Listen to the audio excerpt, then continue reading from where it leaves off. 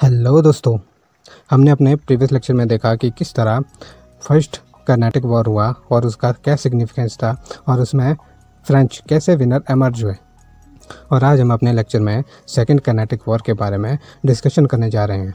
आज हम अपने लेक्चर में सेकंड कर्नाटिक वॉर का हिस्टोरिकल बैकग्राउंड देखेंगे कि सेकंड कर्नाटिक वॉर क्यों हुआ। फर्स्ट कर्नाटिक वॉर के बाद डुप्ले बहुत ही ज़्यादा ऑप्टिमिस्टिक था। इसलिए ऑप्टिमिस्टिक था, वो दो चीज़ों के लिए ऑप्टिमिस्टिक था। एक तो वो अपनी फ्रेंच पावर को बढ़ाना चाहता था और दूसरा क्या था, फ्रेंच की पॉलिटिकल इन्फ्लुएंस को बढ़ाना चाहता था। कहाँ बढ़ाना चाहता था? साउथ इंडियन रीजन में। ओके, क्योंकि जितने भी फ्रेंच ट्रेडिंग पोस्ट थे, मेजर फ्रेंच ट्रेडिंग पोस्ट थे, वो कहाँ थे? वो थे पौंडीचेरी में, साउथ इंडिया में। तो उसने देखा कि वहाँ के जितने भी राज्य है उनके अंदर राजगद्दी को पाने के लिए आपस में ही डायनेस्टिक डिस्प्यूट है। ओके, तो इसी बात का डुप्ले ने फ़ायदा उठाना चाहा और इसी कारण उसने वहाँ की लोकल पॉलिटिक्स में इंटरफेयर करना स्टार्ट कर दिया। इंटरफेरेंस की रणनीति के दूरगामी परिणाम क्या निकले, ये हम अपने लेक्चर में आगे देखने वाले हैं। तो इसे समझने के लिए हमें सबसे पहले हिस्टोरिकल बैकग्राउंड देखना पड़ेगा। किसका देखना पड़ेगा? एक हैदराबाद का देखना पड़ेगा और दूसरा देखना पड़ेगा कर्नाटक रीजन का। तो सबसे पहले हम देखते हैं कि जब औरंगज़ेब की मृत्यु हुई उसके बाद जो मुग़ल साम्राज्य है उसकी शक्ति समाप्त होने लगी, मुग़ल साम्राज्य वीक होने लग गया। तो इसी का फ़ायदा उठाकर कई जो मुग़ल के गवर्नर थे, अलग अलग राज्यों के गवर्नर थे, उन्होंने अपने आप को स्वतंत्र घोषित कर दिया, अपने सेपरेट साम्राज्य स्थापित कर दिए। इसी कड़ी में एक राज्य था हैदराबाद। तो हैदराबाद का गवर्नर था आसफ जहाँ या फिर निज़ाम उल मुल्क। तो उसने 1724 को स्वयं को स्वतंत्र घोषित कर लिया और अपना एक अलग राज्य हैदराबाद के नाम से स्थापित किया और यहीं से हैदराबाद में आसिफ जाही डायनेस्टी की शुरुआत हुई और निज़ाम उल मुल्क ने हैदराबाद पर 1748 तक शासन किया। 1748 को जब उसकी मृत्यु हुई तो उसके बाद राजगद्दी के लिए डिस्प्यूट खड़ा हो गया। और ये कैसे हुआ?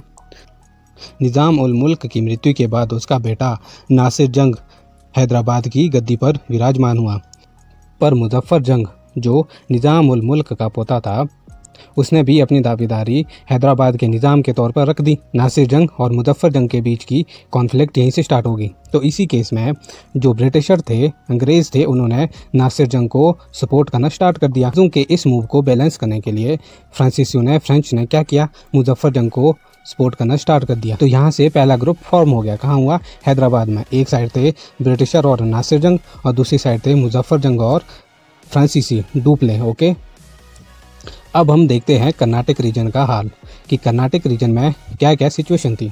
तो जो कर्नाटक के नवाब थे, तो सबसे पहला नवाब कौन था?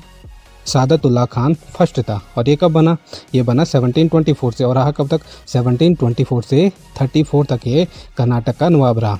उसके बाद दोस्त अली कर्नाटक का नवाब बना जो 1732 से 1740 तक कर्नाटक का नवाब रहा। जब दोस्त अली की मृत्यु हुई तो उसके बाद उसका बेटा सफदार अली खां 1740 को वहाँ का नवाब बना, कर्नाटक का नवाब बना, पर 1742 में वो भी मारा गया। ओके, और यहाँ से पिक्चर में एंट्री होती है चंदा साहिब की। चंदा साहिब कौन थे? चंदा साहिब दोस्त अली खां का सन इन लॉ था।